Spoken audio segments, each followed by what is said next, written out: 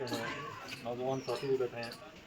मेरे साथ डिप्टी साहब कामा है, आप थानाधिकारी कामा है, वर्तमान सरपंच है, पूर्व सरपंच हैं।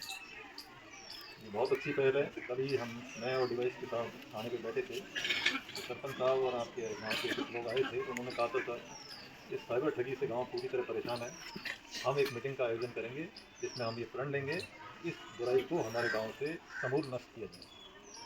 तो इसी क्योंकि एक सार्थक पहल थी और इसी को मद्देनजर रखते हुए मैं डिप्टी साहब आज आपके बीच में हैं। तो स्पष्ट पुलिस प्रशासन की तरफ से तो एक स्पष्ट बात है कि अगर आपके गांव से कोई भी साइबर ठगी की शिकायत आएगी या कोई भी लोकेशन आएगी तो मजबूरन हमें नोटिस देनी ही पड़ेगी। इस चीज़ को मानते हैं हम। पुलिस अपना काम करेगी और जो भी कठोरतम जो भी कार्रवाई की जा सकती है साइबर ठगी के खिलाफ वो हमें करनी है, क्योंकि ये क्षेत्र राज्य लेवल पे नहीं पूरे नेशनल लेवल पे कुख्यात हो चुका है साइबर ठगी के मामले में। और लगातार शिकायतें आती हैं, लगातार लोकेशंस आती हैं। अब उन चीज़ों को हम बैठ के चुपचाप तो रह नहीं सकते हैं, तो हमें तो उचित कार्रवाई करनी ही पड़ेगी। तो इसलिए आप सभी बड़े मौजूद लोग हैं गाँव के, मेरा आपसे विशेष विनम्र आग्रह है कि ये जो नौजवान पीढ़ी है जिनके पास एक टैलेंट है, तो इस मेवात में आपने देखा होगा मेवात में मेबो में ही IPS भी बना है लड़का, पता है आपको? अच्छे इंजीनियर, डॉक्टर्स और बिजनेस में भी अच्छा काम किया है।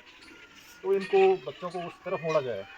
अब ये यहाँ पर हमारी सबकी एक जिम्मेदारी बन जाती है कि कैसे इन लड़कों को जो भी साइबर ठगी में इन्वॉल्व हैं इनको किस तरह से हम सुधारें। तो पहल आप लोग करोगे और कोई भी ऐसा व्यक्ति, कोई भी ऐसा नौजवान, कोई भी जो साइबर ठगी के अंदर इन्वॉल्व है, ये आपकी नैतिक जिम्मेदारी होगी, वो चीज़ हमें बताई जाएगी। हम तो हमारे स्तर पर मालूम करते ही हैं, बट आप अपनी तरफ से बताओगे। और क्योंकि वो गांव में नहीं मान रहा है, गांव उसकी वजह से बदनाम हो रहा है, कुछ निर्दोष लोग जैसे गेहूँ के साथ घुन भी पिस रहा है, तो ऐसे लोगों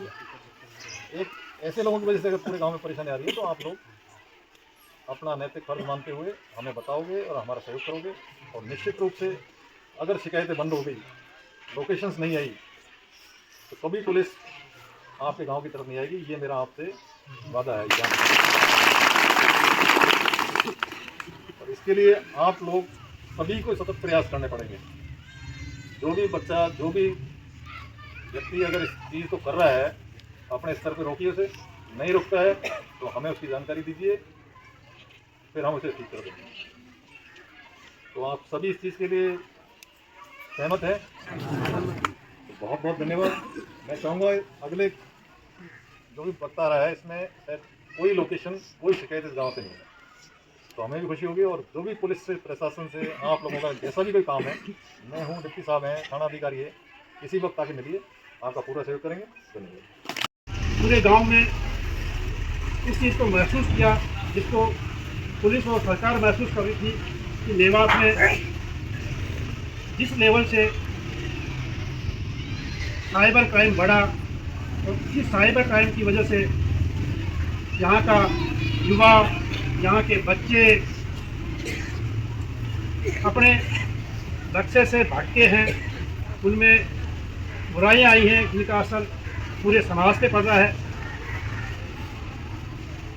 आज भले थोड़े टाइम के लिए ये जो अवैध तरीके से इकट्ठा किया हुआ पैसा खुशी दे सकता है, लेकिन ये पैसा कभी भी आपके परिवार को, आपकी आने वाली पीढ़ी को कामयाब नहीं होने देगा। मैं जब भी जिस भी थाने में जाता हूँ तो वहाँ ये देखने को मिलता है कि बच्चा अंदर बैठा है और उसका बुजुर्ग बाप जिसके सफ़ेद दाढ़ी है, टोपी लगाए, वो बाहर थाने में घुसता है। वहाँ हमारा सिपाही उसको दुत्कारता है, लताड़ता है, धक्का मारता है। अगर आप ऐसा कोई काम करके जिससे आपके बुजुर्ग, आपकी इज्जत, उसको अगर आँच आती है, तो मेरे हिसाब से उस पैसे का कोई मूल्य नहीं। जो आपके पेरेंट्स को, आपके बुजुर्गों को धक्के दिलवाए, किसी भी आदमी से तू कहलवाए, गाली खिलवाए, उस पैसे का कोई, अगर आप लोगों को लगता है तो मेरी नज़रों में तो उस पैसे का कोई मूल्य नहीं। रही बात मेवात में, आप जो लोग हैं, आपके अंदर टैलेंट की कोई कमी नहीं है। आपका दिमाग पढ़े लिखे लोगों से बहुत तेज चलता है। तो अगर आप इसको सही दिशा में डाइवर्ट करेंगे, सही दिशा में इसका उपयोग करेंगे, तो मुझे नहीं लगता कि जो पैसा आप अवैध तरीके से कमा रहे हो उससे ज़्यादा पैसा नहीं कमा लो। आप लोगों में IQ लेवल, आप लोगों की समझ, आप लोगों को अट्रैक्ट करने की काबिलियत आम लोगों से कहीं ज़्यादा है। इसलिए आप अगर किसी भी सही धंधे में अपना काम करेंगे, अपना भाग्य आजमाएंगे, तो आपको आगे बढ़ने से और पैसा कमाने से कोई नहीं रोकता। रही बात आप लोग, जैसे अभी चाचा ने बोला मेरे बच्चे के साथ ऐसा हुआ, हम लोगों के लिए बड़ी दुविधाजनक स्थिति है, क्योंकि यहाँ जो साइबर क्राइम जिसको आप OLX कहते हो, ये जैसे शरीर में खून बहता है वैसे आप लोगों के इस एरिया में ये क्राइम अब चल रहा है। तो इसमें सही और गलत इसको अलग अलग करना कई बार इतना मुश्किल हो जाता है कि चाह कर के भी हम उसको नहीं करते। मैं इस बड़ी सभा में फिर कहना चाहता हूँ, तो इसके लिए काफ़ी हद तक आप लोग ही, आपका जो समाज है, गांव के मोस्टली लोग हैं, वही काफ़ी हद तक जिम्मेदार भी है। किसी भी व्यक्ति के बारे में जब हम मालूम करते हैं तो उसके बारे में दो तरह की राय आती है। कुछ लोग उसके बारे में कहेंगे अब इससे बड़ा तो कोई प्राइवेट है नहीं। कुछ लोग कहेंगे साहब ये तो इसका तो बेचारे का कहीं दूर दूर तक वो आता ही नहीं। तो ऐसी स्थिति में हमारे लिए बहुत मुश्किल हो जाता है, और फिर हम जैसे किसी निर्दोष आदमी को अपनी बात शुरू करूं और मैं आपके सामने एक मिसाल पेश करूं। श्री रामचंद्र, जिनके बारे में हिंदू और मुसलमान सभी जानते हैं। एक अलग बात है किसी ने उसको ज्यादा पढ़ा है, किसी ने कम पढ़ा है, किसी ने ज्यादा समझा है, किसी ने कम समझा है।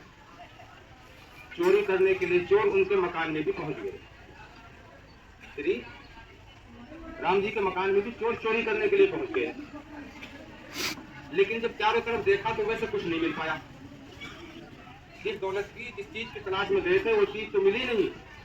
लेकिन जब वहां से निकल रहे थे कहा कि यार वैसे तो कुछ मिला नहीं, लेकिन श्री राम का एक तरफ तो मुकुट रखा हुआ था सिरहाने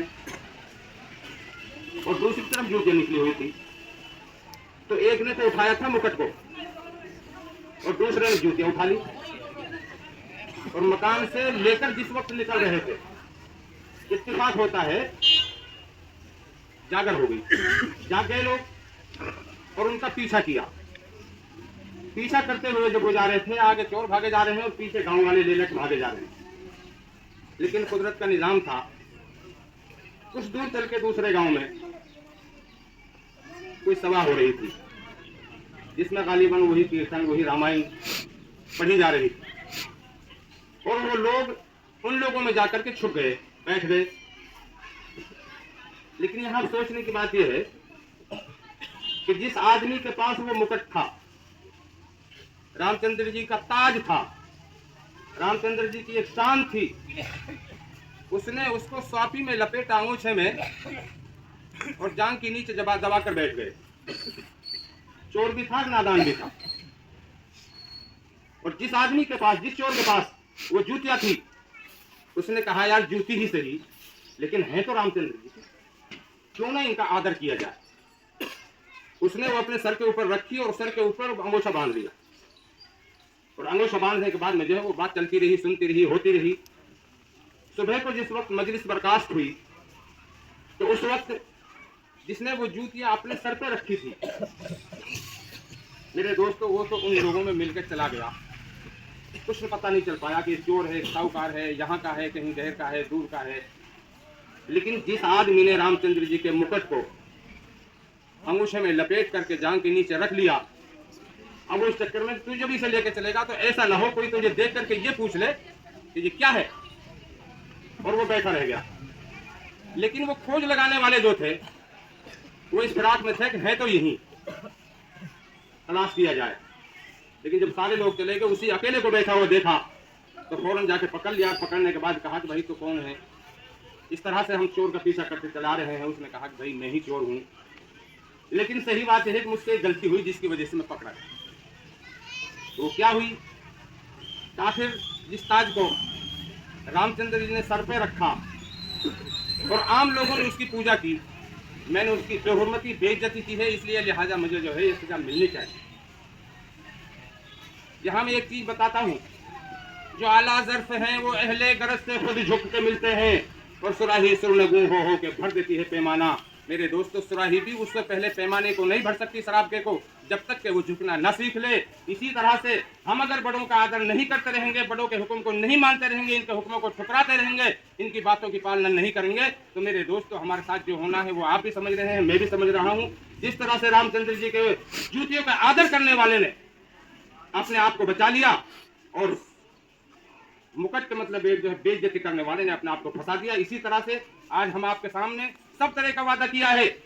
और आपके साथ नाजायज होगा, शासन से प्रशासन से हम लड़ेंगे, यहाँ तक कि अगर जरूरत पड़ी तो हम हाई कोर्ट तक भी जाएंगे, आपकी लड़ाई को लड़ेंगे। लेकिन लड़ेंगे उस वक्त जिस वक्त आप अपनी असलियत पे आ जाएंगे, आप इंसानी जिंदगी गुजारना शुरू कर देंगे, आप उस चीज को समझ लेंगे कि हमने अपनी बुराई को यहाँ से खत्म करना है। अगर बुराई पे चलते रहे, न हम आपकी लड़ाई लड़ सकते हैं, न आपकी हिमायत कर सकते हैं, न आपका साथ दे सकते हैं। हाँ, आप बिल्कुल फारसा हो जाओ और बिल्कुल इस बात को दिल से निकाल दो कि हमें अब हर बुराई से पाक साफ होकर के तौबा करनी है और इस चीज को हमें बिल्कुल अपने गांव से, अपने घरों से, अपने समाज से, अपने इलाके से निकालना है। काम का सवाल नहीं है। अगर किसी एक आदमी का बगीचा के साथ बुराई होती है और उसके साथ अत्याचार हो रहा है, मैं तमाशा देख रहा हूं, मैं इस काबिल हूं कि मैं इसे रोक सकूं, तो मेरे ऊपर लानत है कि मैं बगीचे के आदमी को नहीं बचा सकूं। ये काम की बात नहीं है, बल्कि इलाके की बात है, समाज की बात है और अपने आप की बात है। इसलिए मैं आपसे गुजारिश करता हूं कि हमारे जो आज अधिकारी आ रहे हैं, इनको आप रामचंद्र जी मान करके, इनको आप अपना बड़ा मान करके, इनको आप अपना मुहाफिज मान करके, कि खुदा की कसम इन्हें हमसे कोई दुश्मनी नहीं है। दुश्मनी है तो हमारे बुरे कर्मों से है। उन बुरे कर्मों को रोकने के लिए आपको ये पकड़ेंगे भी, आपके ऊपर हाथ भी उठाएंगे, आपके ऊपर कुछ और भी करेंगे। मेरी आपसे हाथ जोड़ कर एक ही विनती है कि इनके हुक्म की पालना करें, कानून की भी पालना करें, इनके हुक्म की भी पालना करें और उस चीज की भी पालना करें जो हमारी टोपी और दाढ़ियां आज मतलब नीलाम हो रही हैं, इनको बेइज्जत और बेहुरमत किया जा रहा है। वो क्यों किया जा रहा है? हमारे कर्म की वजह से किया जा रहा है, वरना खुदा की कसम तुम्हारी तरफ कोई उंगली उठाने वाला नहीं। लेकिन तुमने अपनी असलियत पर अपनी आ तो जाओ।